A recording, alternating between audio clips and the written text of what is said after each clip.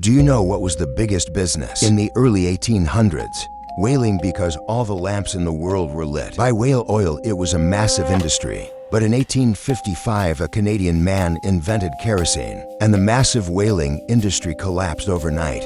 But this man isn't our topic. Our topic is history's biggest octopus, John Davison Rockefeller, aka Rockefeller. His father was a con man, his family was poor.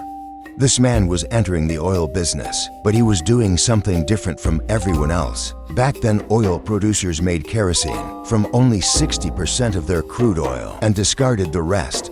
Our man said, "We'll sell everything except the pig's squeal." He turned the remaining 40% into cash, paraffin, machine oil, tar, whatever else was available. But the biggest problem was logistics. Railroads were exorbitantly expensive. He tells the Pennsylvania Railroad, the monopoly company of the time, "If you don't lower the price, I'll build my own pipeline." Other railroad companies are panicking. Rockefeller seizes this crisis and tells them, "Instead of going bankrupt, carry my oil and at dirt cheap." With this discount, he undercuts his prices and drives all of his competitors into the ground, one by one.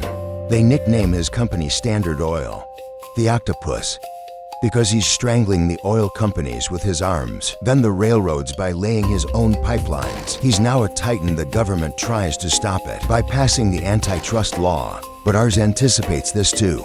He secretly goes and buys up the shares of those small oil companies that should be going bankrupt. He profits even more from the situation, whether he's the richest man in history or not.